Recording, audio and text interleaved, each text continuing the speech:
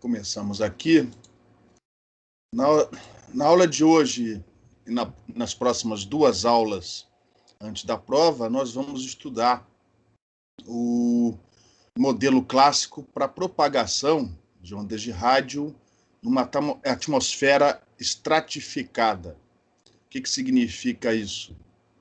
Nós vamos assumir que a atmosfera não é mais um meio homogêneo, consequentemente as trajetórias elas não vão ser mais retilíneas, né? Elas vão fazer curvas, mas em compensação a gente não vai assumir uma inhomogeneidade qualquer, a gente vai assumir que esse índice de refração da atmosfera varia muito pouco, mas varia apenas com a altura. Por exemplo, a altura em relação ao nível do mar, e não com a distância. Ao longo do enlace, a gente vai assumir que esse índice de refração varia apenas com a altura.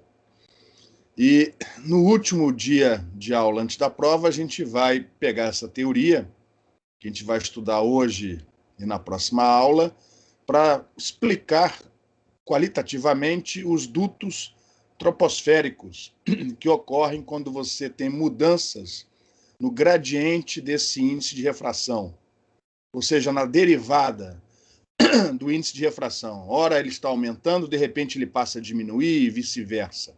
E isso causa o surgimento de dutos troposféricos que, enfim, vão ter os efeitos que a gente vai estudar mais tarde. Então, começando, vamos relembrar que o índice de refração, por definição, é a raiz quadrada da permissividade relativa, no caso da atmosfera. Ou seja, Professor, Oi. Desculpa interromper, eu não sei se é só para mim, mas está aparecendo o senhor, não está aparecendo a tela do slide, não. Não está aparecendo na tela do slide? Então deixa eu só clicar aqui. Eu pedi para... Só um segundo. Eu vou descompartilhar essa tela, parar de compartilhar. Agora eu vou compartilhar. Está aparecendo essa tela preta aqui, com um FC no meio?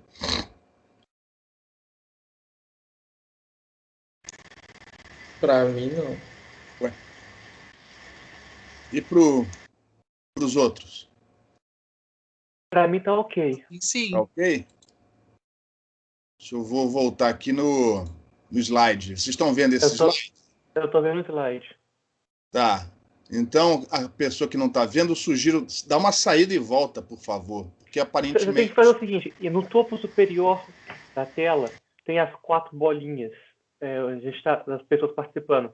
Tem um modo de exibição do conteúdo. Se tiver, se não me engano, em Grid View, não aparece o conteúdo. Você tem que clicar em Content View para aparecer o que está sendo compartilhado. Isso é comigo ou com o colega? Não, com o colega. Você entendeu? Obrigado, entendi já. Mudou aqui, obrigado. Não problema. Vai ficar gravado para a posteridade. Vamos lá. Espera aí. Slide atual. Então, vamos lembrar que o índice de refração é a raiz quadrada da permissividade relativa, e a permissividade relativa é a permissividade dividida pela do vácuo. E, no nosso caso, essa permissividade e, consequentemente, o índice de refração, N, vai variar com a posição. Mais tarde, vamos limitar essa variação apenas à altura, e não à distância ao longo do enlace. E, antes que eu me esqueça, cuidado com esse símbolo N. Muita gente, até porque o símbolo é muito parecido, né, aqui no PowerPoint, esse N, não confundir o N, índice de refração, com o eta, que é a impedância intrínseca do meio. Então, nós vamos assumir essa variação do índice de refração, o meio não é mais homogêneo, e essa variação do índice de refração geralmente está associada à temperatura. Por exemplo, se o ar vai ficando mais frio, geralmente ele, né, tende a ficar mais denso. Depende da umidade relativa do ar e também da pressão atmosférica. Então, de uma maneira geral, aproximada, esse índice de refração varia segundo essa equação aqui, ó. Onde nessa equação a gente está definindo também a refratividade, que é representada aqui por esse N maiúsculo. Isso porque o índice de refração, apesar de variar, ele varia muito pouco. A gente vai ver que essa variação é na quarta casa decimal. Então, para ressaltar melhor essa variação, o pessoal usa a refratividade, que nada mais é pegar o índice de refração, que é muito próximo de 1, da unidade, subtrai o 1, ou seja, ficou apenas as casas decimais, e depois multiplica por 10 à sexta, para que essa refratividade tenha unidade de centenas. Então, a gente passa a ter refratividade da ordem, de, por exemplo, de 400, 300, 500, ao invés de ficar falando 1,000, por aí vai, tá? E aí o que acontece é, se o índice de refração varia, vocês já viram em outras disciplinas, como por exemplo o TIOG, que ocorre a refração e, consequentemente, o ângulo de incidência não é igual ao ângulo da onda transmitida para o segundo meio e por aí vai. De tal maneira que, quanto maior o índice de refração, mais próximo da normal às interfaces, né? Separando os diversos estratos, torna-se o ângulo da onda transmitida. Então, por exemplo, nessa primeira figura, a gente está assumindo o índice de refração aumentando na medida em que a altura aumenta. Então, a tendência da trajetória óptica vai ser segundo essa curva preta aqui, ó. Na outra figura é o contrário. Nós temos aqui um índice de refração que diminui na medida em que a altura aumenta. E aí a tendência é a trajetória ter a curvatura no sentido oposto, tá? De qualquer maneira, eu espero que essas figuras mostrem para vocês, né, que deixe claro que a trajetória não vai ser mais retilínea, o que dificulta bastante o emprego daqueles modelos que vimos anteriormente. Porque muitos daqueles modelos eram relativamente simples, porque as trajetórias eram retilíneas. Então, com uma régua, entre outras coisas, você achava até a trajetória do raio refletido. Agora já fica mais complicado. A pergunta é, de uma antena, assumida essa antena um ponto, saem vários raios. Qual deles vai atingir o receptor, por exemplo, se for um raio direto?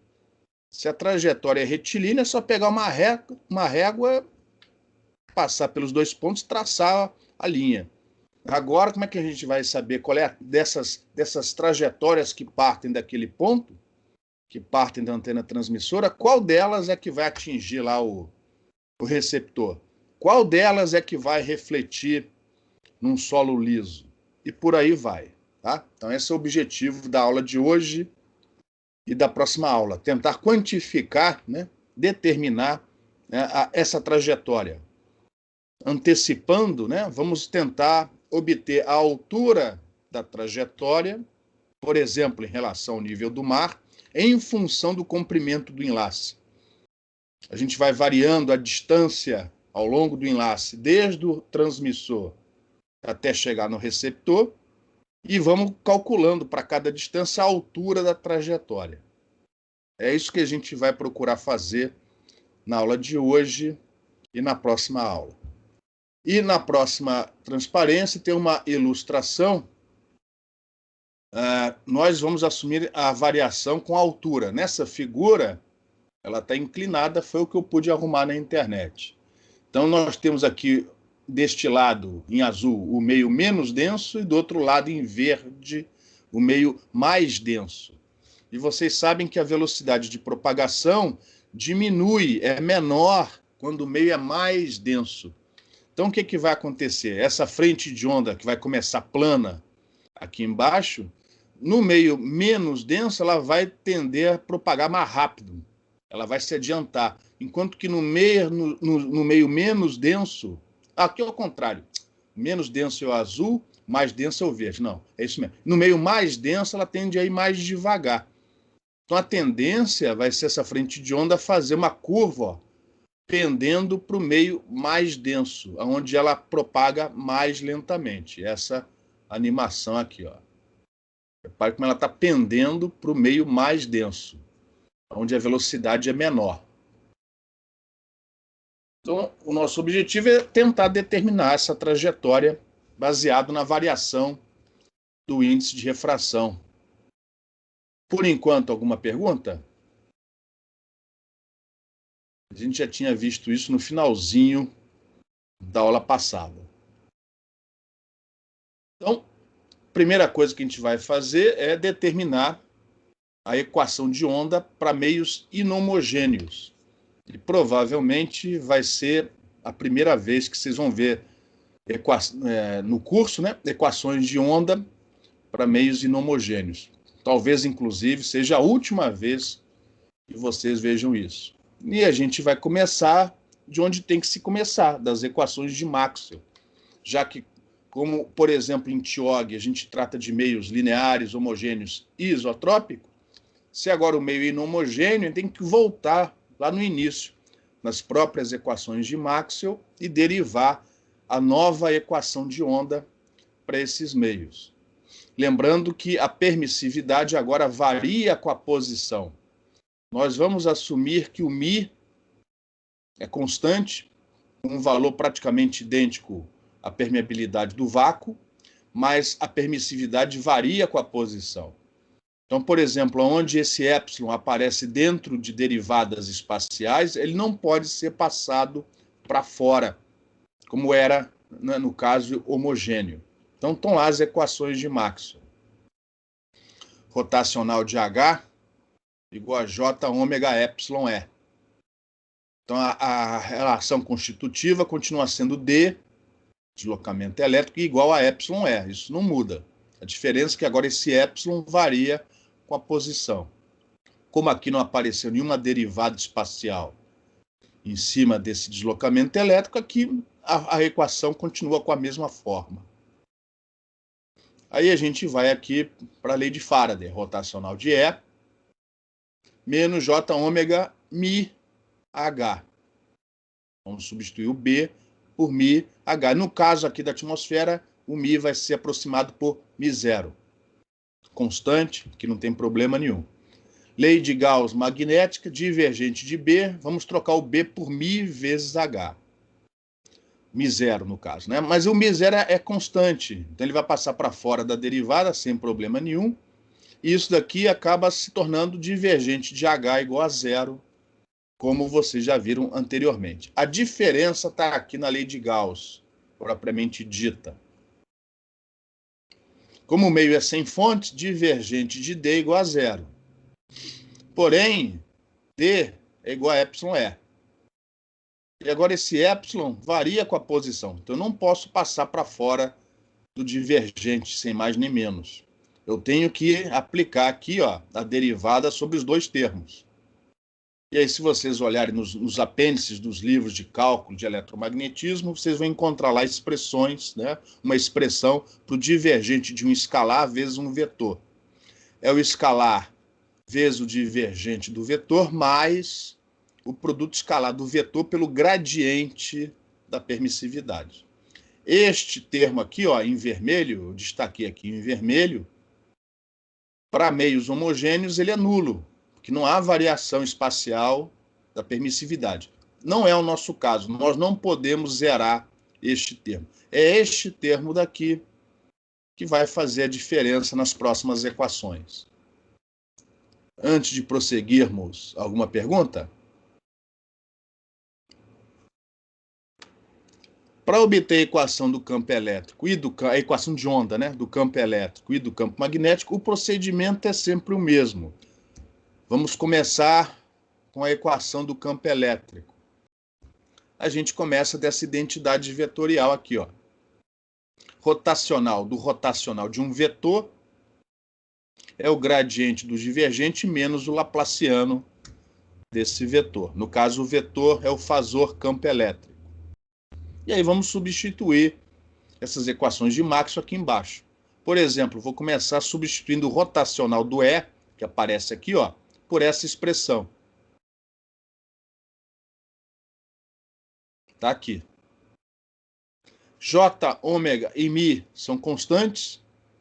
Então, aqui vai ficar rotacional do H, que, por sua vez, eu substituo pela lei de Ampère. Menos J vezes J dá mais 1. Aí vai ficar ômega ao quadrado μ epsilon. Eu vou trocar por K ao quadrado. Então, repare, isso daqui não muda, pelo menos a forma, não muda em relação ao que vocês já viram antes para meio homogêneo. Qual é a diferença nesta expressão aqui, ó?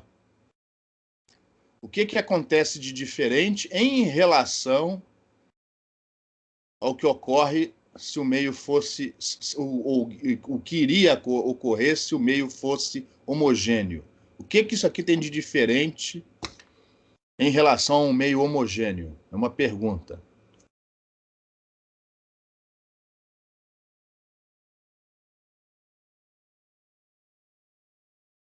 O que esse K, essa constante de propagação K, tem de diferente em relação à do meio homogêneo? Tá quadrado, né? Antes o campo elétrico era só dependendo de um K, correto ou errado? Não, eu não entendi a pergunta, deu uma pipocada. Fala de novo, por favor. Eu disse que antes o campo elétrico só tinha um K, agora o K tá ao quadrado, correto? Não. Antes era K ao quadrado. Laplaciano de E mais K ao quadrado igual a zero. Antes já era K ao quadrado. Só que agora este K ao quadrado, o que ele tem de diferente em relação ao do meio homogêneo? Ele varia com a posição. Isso, exatamente. Antes, o K, no meio homogêneo, o K não varia com a posição. Aqui ele é uma função da posição onde você está observando. Porque o epsilon, a permissividade, varia com a posição. Então, embora não esteja aqui devidamente indicado, não se esqueça. Epsilon, N, o índice de refração, e K, a constante de propagação, todos esses termos, esses parâmetros, né, variam com a posição. Essa é a grande diferença para nós, tá? Prosseguindo. Se fosse o meio homogêneo, a gente ia trocar esse divergente de E por zero. Porque esse termo não existiria. Agora não, esse termo aqui divergente de E não é igual a zero e aparece esse termo aqui, ó, que no meio homogêneo não aparece.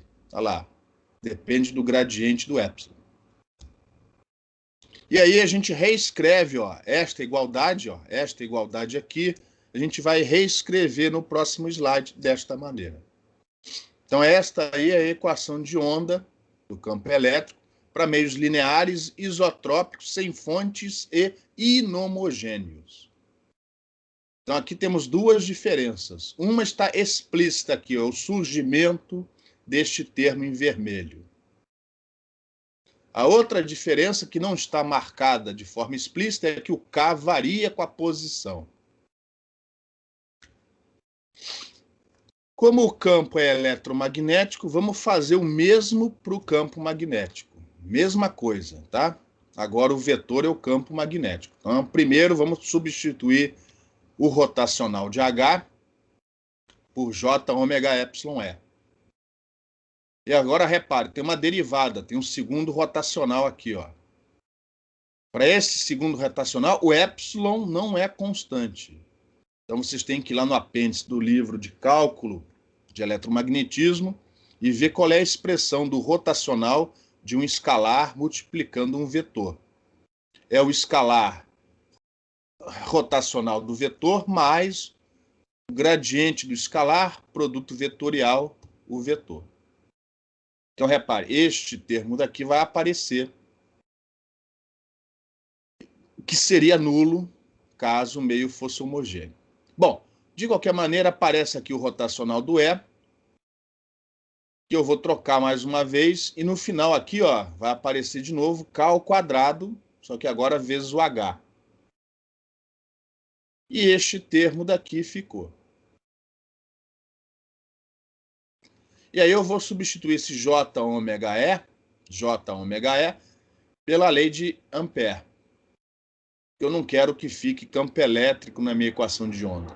Então, eu troquei isso daqui, ó, por essa expressão. É a lei de Ampère para meio sem fontes. No caso do divergente de H, ele é zero. Ele continua sendo zero porque a gente está assumindo que a permeabilidade não varia com a posição, só a permissividade. E no final, a equação de onda para o campo magnético fica com essa forma. Repare que esse termo em vermelho aparece novamente. Ele vem daqui, ó.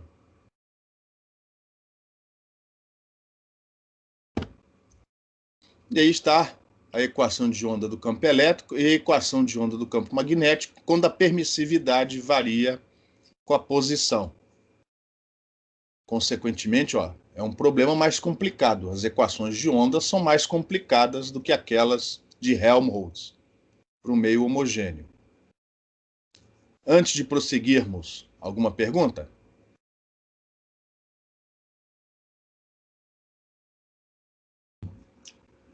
Só que, como já foi dito, e é verdade, essa permissividade ela varia com a posição, é o que a gente vai assumir. Mas na prática, ela varia muito pouco.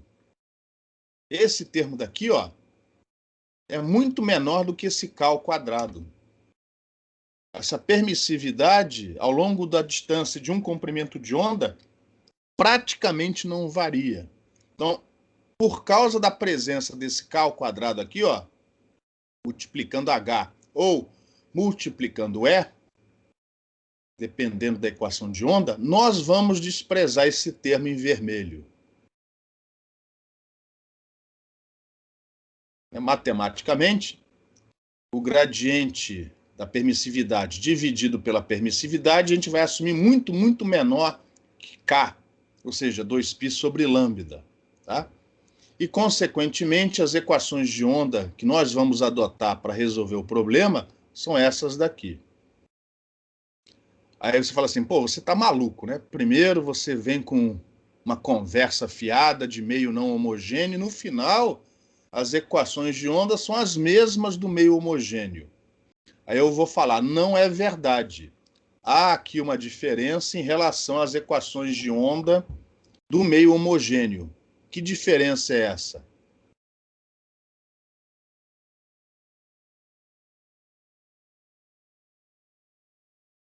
Qual é a diferença dessas equações para aquelas do meio de um meio homogêneo? Qual é a diferença? Que o K varia com a posição, de O novo. K varia com a posição. E essa diferença vai fazer toda a diferença na solução do problema. Ele não é tão complicado como seria caso não pudéssemos ignorar esse gradiente da permissividade. Se nós não pudéssemos ignorar a variação, esse termo na equação de onda, ela ia ficar muito, muito mais complicada.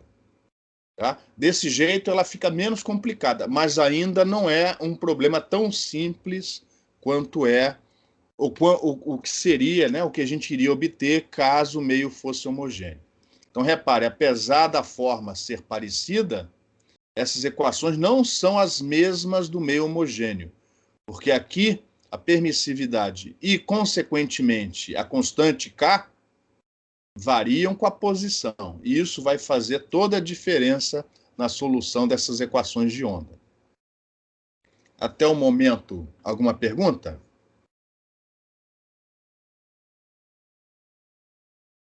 Então, vamos prosseguir. Tá? Para facilitar a solução, vamos utilizar conhecimentos que nós já obtivemos na solução de outros problemas. Por exemplo, em TIOG, vocês estudaram a solução definida como onda plana para a equação de onda.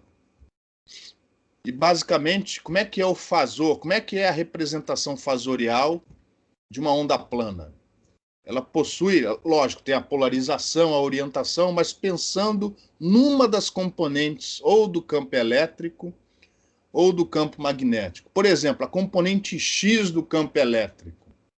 Como é, matematicamente falando, como é a forma, né, a forma matemática do fasor que representa essa componente de campo elétrico ou de campo magnético, né? Porque as equações são parecidas para um e para o outro. Alguém se lembra? O que tem nesse fasor? Quais são os dois termos que caracterizam o fasor campo elétrico e o fasor campo magnético de uma onda propagando?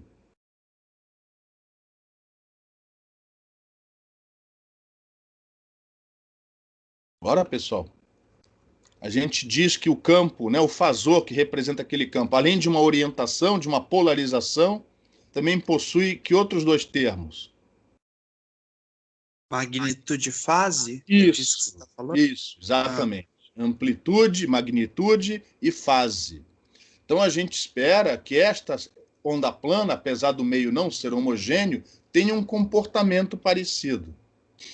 Perdão, antes disso, eu vou reescrever esse K de outra maneira, porque o pessoal de propagação prefere trabalhar com o índice de refração de forma explícita e não com o K. Então vamos reescrever esta equação de onda, para aí sim falar da solução dela. Então reparem, por definição, K ao quadrado é ômega ao quadrado mi epsilon. E o epsilon, né, a permissividade do meio é, por definição, a permissividade relativa, né, vezes a permissividade do vácuo. E aí eu vou pegar essa permissividade relativa e passar para fora em evidência. E vou juntar o ômega ao quadrado mi0 e epsilon zero, ômega ao quadrado mi0 e epsilon zero, eu vou chamar isso de K0 ao quadrado. Ou seja, é a constante de propagação se o meio fosse o vácuo. O K0 é constante. Constante no seguinte sentido, não varia com a posição. K0 não varia com a posição. É uma constante para o nosso problema. E a permissividade relativa, por definição, é o índice de refração ao quadrado. Então, antes de prosseguirmos, né, com a solução da equação de onda, eu vou substituir K ao quadrado por N ao quadrado, o índice de refração ao quadrado, vezes K0 ao quadrado. E aí não se esqueçam, o N, apesar de não estar indicado aqui, o N varia com a posição, tá? Então, a equação que a gente quer resolver tem essa forma aqui, onde esse psi, esse escalar psi, representa qualquer uma das componentes cartesianas, ou do campo elétrico ou do campo magnético. No caso, são fasores, né? Por exemplo, esse psi pode ser o EX, pode ser o HY, e por aí vai. Então, eu vou estar agora, para não escrever, né, o meu problema vetorialmente, eu vou usar esse psi e resolver essa equação escalar, né? É um vetor a menos para atrapalhar. Antes de prosseguirmos nessa passagem que fizemos aqui, alguma pergunta?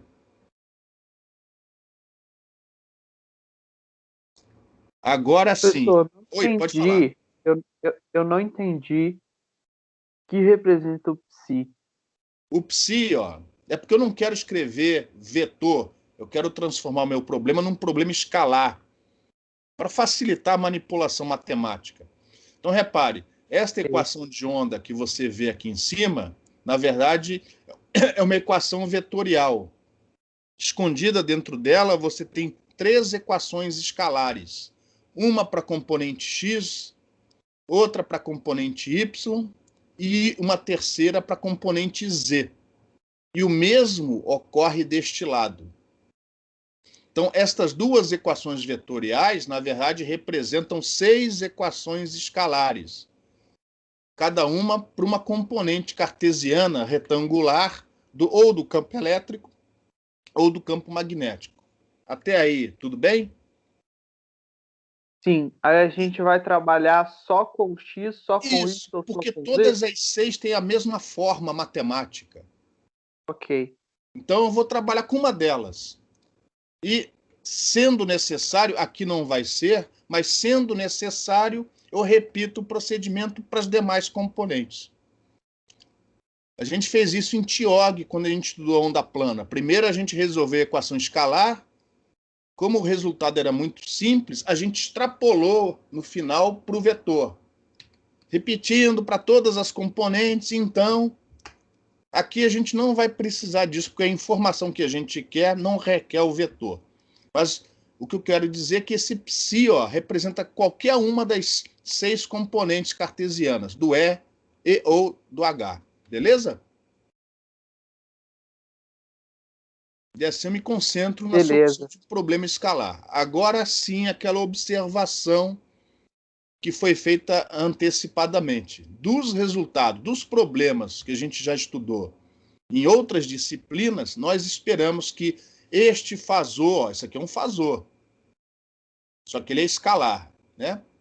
Seja representado por um termo de amplitude e um outro que representa a variação de fase.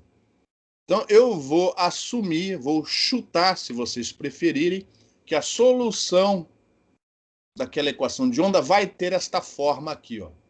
Vai ter esta forma.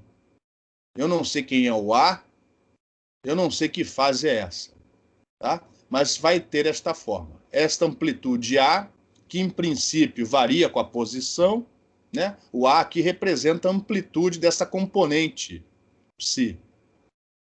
E esse K0, repare que o K0 constante, eu